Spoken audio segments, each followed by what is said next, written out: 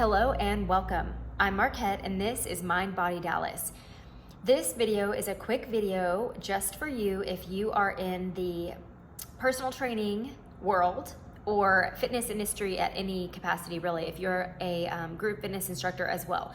I have been in this industry for 22 years, almost 22 years this summer, and my mom was teaching group fitness with me in the womb, actually. So I have been in it since before I came out of the womb. So I love group fitness and I love the gym setting. It's very invigorating, it's exciting, all those things. And I do see this is not a critical video at all. It's a constructive criticism. So maybe it is a little bit critical in that way. Hopefully constructive though, constructive criticism, not just criticizing you for the sake of that. I have had the opportunity to thankfully be in management roles, and my husband also was a manager of the personal training department while I was the manager of the group fitness department.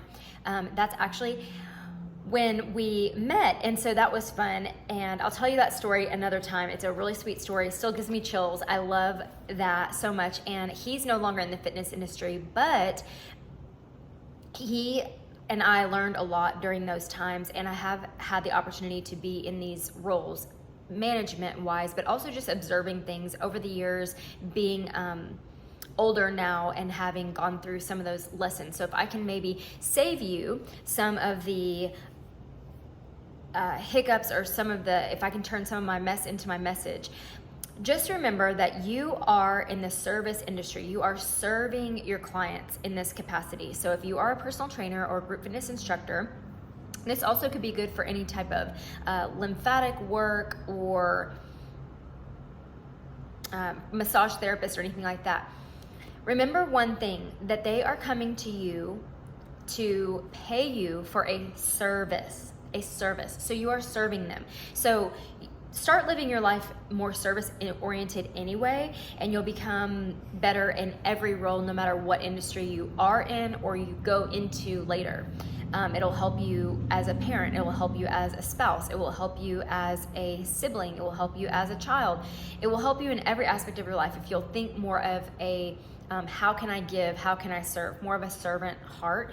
But especially when you're being paid for a service, it is very important that you take it seriously, that you are trying to find a need. What does this person need and how can I personalize it to them? Now, group fitness is a little bit different because you're delivering a group fitness experience, but they say you have 20 or 40 people in your class. They are coming to you for a service, and you should take it seriously that they are coming for you to deliver a product or a service, a class, and that you make it about them. So you don't need to, yeah, sure, it's fun if you have a few stories or something like that, but really make it toward them. Think about, what would I like if I was coming to this class? So you're early. You're set up, you've prepared ahead of time. It's not just the choreography, right? In the car on the way there. You have a plan, you execute your plan, you show up with enthusiasm and excitement for their goals and what they showed up for. You're not hung over from the night before. You're not tired. You've eaten enough if you're not fasting that day, but if you are fasting that day, fasting is a big thing. Nobody needs to know about your fasting. Nobody needs to know about what you've eaten. Nobody needs to know about if you haven't eaten. Nobody needs to know anything about you. If you're on your period, if you didn't sleep, if you're hungover, they do not need to know that. In fact, most people do not want to know that. They're there for their workout. Yes, it might seem kind of selfish, but that's the role you're in. Imagine if your waiter came up to you and was like, man, I didn't sleep last night, I'm really feeling like crap, blah, blah, blah, and they're telling you all, and you're like, wow, I came here, I'm paying high dollar for this food to order something, and you're telling me how you feel like crap, or you have a slice on your finger and you're about to serve me food, like, ooh, it just gives me the heebie-jeebies. So be sure that you, when you're delivering their plate of group fitness, that you are thinking, how would I want this delivered? I would want it delivered with a smile. I would want it delivered with enthusiasm. I would want it delivered with a timely manner. You are showing up on time, well, early, which is on time, I guess you should say. you show up, you're prepared, you're ready, you're welcoming people. You are throwing a party when you do a group fitness experience. You are throwing a party, welcome people. Hello, what's your name? I'm so-and-so. This is what you can expect. Do you have any injuries or ailments that I need to know about? Give permission to modify however they need to. Be sure you're welcoming people and you're looking at them in the eye. You're not looking down, you're not looking over to the side, but you're looking at them in their eye, making eye contact and being positive. Now, being positive doesn't mean overcompensating and being hyper. So keep your voice calm and cool and collected, but not necessarily high pitched. Oh my gosh, it's so good to see you. Think about that too when you're on the mic. Your mic goes up a notch or two, an octave or two, and it's so shrill. So please deliver your class with enthusiasm, excitement, but a smooth, calm voice, not too high pitched. Anyone can change this. It's not just like, well, no, this is my voice. No, you can change your voice. You can even go get a voice coach, a voice lesson, or you can just take my advice and change your voice. Calm it down, bring it down a notch, especially when you're on the mic. Be sure you record yourself a time or two and make sure you're not saying certain words over and over and over, such as which we're all working on that, right? Or like. There's also that word that I just said, right? Constantly saying, right? Am I right? Am I right? Am I right? Right? How about that? Right? Let's go, gang. Right? Gang? Tribe, group, whatever you want to call it. Like, some of it can be annoying if you say tribe 17 times in a class. Okay, tribe. Are we on? Can I hear you? They are not first graders. They are not kindergartners. You do not need to be yelling at them, encouraging them. Okay, fine. You ask for a feedback once or twice. That's okay. Can I get a yes? Can I get or whatever you want to say? I don't know. That one doesn't really appeal to me, but it doesn't bother me either when instructors do that. But constantly needing feedback and validation that they're listening to you can get very annoying. And a lot of the people that are coming to these high level classes, like high-end gyms, they are CEOs, they are presidents of their company, they are entrepreneurs, they are millionaires, they are multi-millionaires. Some of them, they don't need you treating them like a kindergartner. Money doesn't define you or them or their worth or your worth. I'm not saying that. So I'm not saying just because they might have more money in their bank account than you do in this moment. I have plenty of friends that are group fitness instructors that are sitting on a big fat trust fund and they're multimillionaires too, and you would never know. Or, it doesn't matter how much money someone has. I'm not saying that. I'm just saying these are successful people who are usually treated with a high level of respect from their employees and their peers and their colleagues at work. And then you're talking to them in such a condescending way can be a huge turnoff and can be perceived as rude. So be careful about that. For personal trainers, they are paying you per hour hundreds of dollars, $100, $75, $175, depending on where you are in the country, maybe more, maybe less. The point is they're paying you for your undivided attention.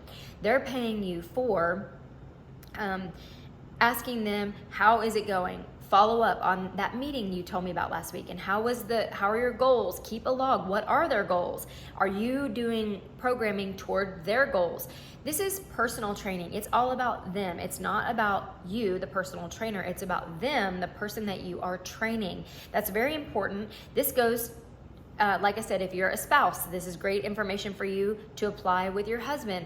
This is great information for you to apply if you are a nurse, if you are, whatever service industry you're in. But if you're a personal trainer, yes, watch their form. Yes, coach them. But don't sit there and talk the whole time about your story and how you've gotten fit and what your workout is and what your house runs like and how your husband is doing and your kids and all of this stuff. Now, personal training gets very personal. You probably will become a dear friend.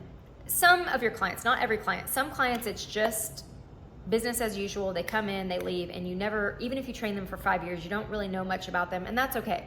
Don't expect anything of this person, right? You are servicing them. They are not servicing you, giving you advice on your marriage. They're not giving you, now they may become a friend and that line may get blurred, but keep a professionalism about you and keep an eye on that. So even if, say, one day you are talking a little bit more about your marriage because they ask and they genuinely care, just don't take advantage of that opportunity. Thank them for, thanks for letting me share, and then turn it quickly right back onto them. So make sure that you're not spending the whole hour telling them a story about your vacation that you just took to Greece or whatever.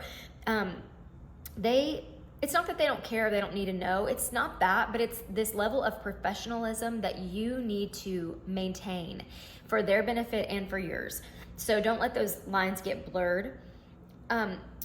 Showing up on time. Showing up on time is so important. Show them, this is for group fitness and for personal training. Show up on time or early.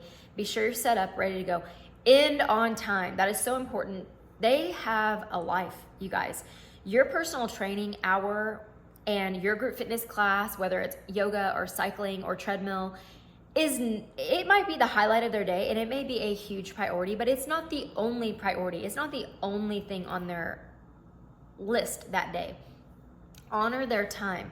When you say that you're going to train them from 10 to 11, or say a class from 10:15 to 11, it should start at 10:15 on the dot and it should end at 11 on the dot. There's no wiggle room there.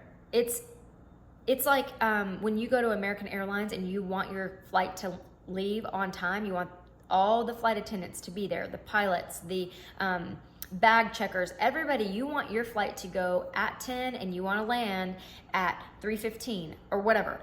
The same goes for personal training and group fitness and any other industry. It should be done in a timely way.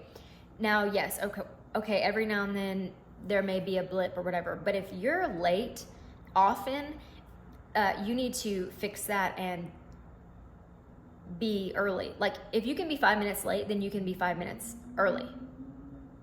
And then just keep an eye on it, like end on time. That's just respect. It's just mutual respect. Now, speaking of time, they are paying you. So you may have a pet peeve, that it peeves you when they show up late, or in a group fitness class, they walk in late.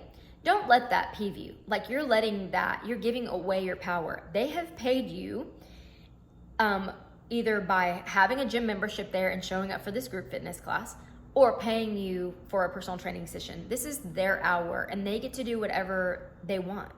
They can leave early, but you cannot end it early.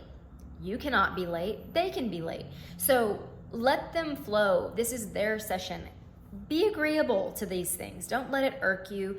You're giving your power away when you do that. So stay pleasant, stay kind, stay smart, stay respectful, be respectful, all of those things. And I'll see you next time.